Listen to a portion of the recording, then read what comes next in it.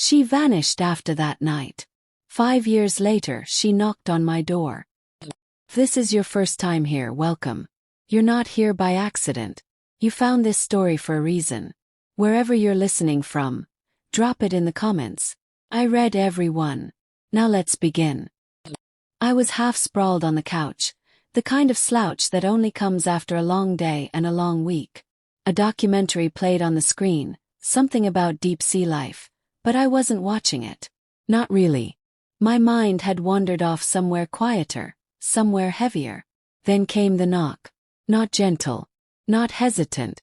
One sharp strike, deliberate, like a judge's gavel on a verdict. Froze. Nobody knocks out here. Not where I live. Out past the tree line, down a gravel path most people miss even with GPS. It came again.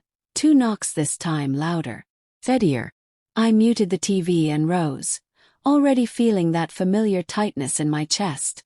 I crossed the room and opened the door. There she was. Lena. 5 years. No calls. No text. Not a single breadcrumb left behind. And now, out of the blue, she stood on my porch like a ghost finally deciding to haunt the living. She looked different. Not aged, not exactly. Just dimmer. Her skin had lost that casual glow it used to carry. Her hair was pulled back messily, as though it hadn't been touched with care in days. And her eyes. God, her eyes. They looked like they hadn't fully slept in years. "Hi," she said. Her voice cracked on the single word. I didn't answer. I just stared at her, letting the silence stretch. "Can I come in?" she asked. Could have said no. Should have, probably. But I didn't. I stepped aside. She entered slowly, like the air inside might hurt her. She moved like someone tiptoeing through a memory they weren't sure they wanted to feel. The door closed behind her with a solid, final sound. I didn't ask questions. I didn't greet her. I just went to the kitchen, poured her a glass of water, something cold, something grounding, and handed it to her. She took it with both hands, as if she needed to hold on to something real. "Thanks," she whispered. I sat down across from her and we just sat. No noise. No movement. Just that thick, unspoken silence between 2 people who used to share a life and now share nothing but distance. But my mind had already gone back to that night. The last time I saw her. It was a Thursday late September. The air had started to shift. Mornings cold enough to fog the windows. She was in the kitchen, scrolling through her phone. I was at the table, picking at my food. We hadn't fought that week. But we hadn't really spoken either. There's a kind of silence that feels peaceful, and another kind that feels like your house is full of ghosts. Ours was the second kind. Finally, she put her phone down. "There's something happening Saturday," she said. "Just a little gathering. Kylie's hosting. Some work friends. Nothing big." I didn't look up. Kylie. The same Kylie who nearly burned our kitchen during our New Year's party. The one who called me too serious after I stopped her from driving drunk. "She said she's sorry about that," Elena added, like reading my mind. "She always is," I said. "She invited me. I want to go." "You didn't ask," I replied calmly. She stiffened. "Okay. Can I go?" That line right there. It wasn't about control. It was about the fact she already knew I'd be against it, and still chose to phrase it like she needed permission from someone she'd stopped considering. "I don't trust that crowd," I said. "Every time you come back from seeing them, you're drained and angry." "It's just one night," she said. "A few drinks. Some music." "It's not about drinks," I said. "It's about how you keep picking that world over this one. Over us." She rolled her eyes. "So now I'm disrespecting you just by going out?" "It's about priorities, Elena. That party, that group, they don't care about you. They never have. But I do. I did." "You're making it deeper than it is," she said, folding her arms. "It is deep," I replied. "If you walk out that door to go to that party, this marriage is over. No yelling. Just that." She didn't cry. Didn't argue. She looked at me, calm and cold, and said, "Then I guess you already know what's going to happen." And she left. Saturday came. I stayed home. Watched a game I couldn't remember. The room felt like a vacuum, too clean, too quiet. Just before midnight my phone buzzed. It was Dylan, an old friend of ours.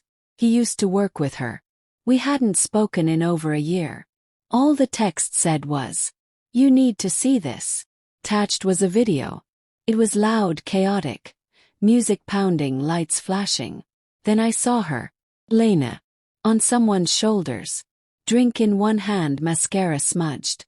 She kissed a stranger on the cheek, then danced like nothing existed outside that moment. People cheered her name. I watched the whole thing. Not with anger. Not even hurt, really. Just confirmation. When it ended, I packed a bag. 15 minutes. I'd already opened a new account weeks before. Something inside me had known. I moved every cent over, printed a note. "Don't look for me." By 2 a.m. I was gone. No drama. No messages. And that was the last I ever saw her. Until today. Now, 5 years later, she sat across from me, holding a glass like it might break if she breathed wrong.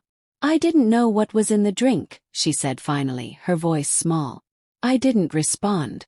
Kylie handed it to me the moment I walked in.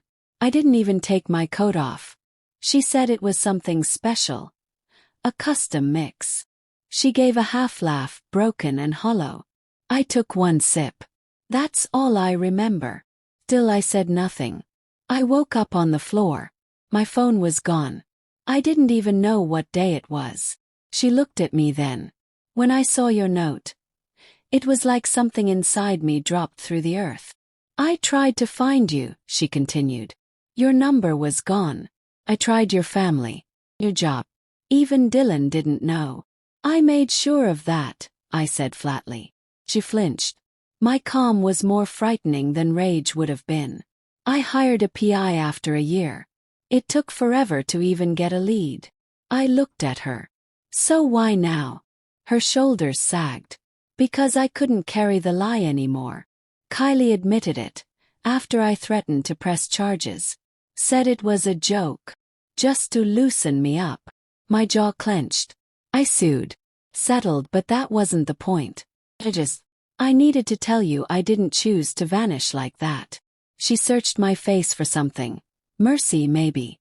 I met her eyes and said, "I believe you." Relief flickered. But that's not why we ended. The hope drained from her expression. It wasn't the drink. Or the video. It was when I told you, "If you walk out that door, we're done." And you didn't hesitate. She dropped her gaze. You didn't stop to ask why I was drawing a line. You didn't care. You just walked. "I didn't know what I was walking into," she murmured. "But you knew exactly what you were walking out of." Pause. "I wasn't asking you to give up your friends. I was asking you to fight for us. And you didn't." She said nothing. "I loved you," she whispered. "I still do." "I know," I replied softly. She lifted her eyes. "So is there anything left?" I stood and walked to the door.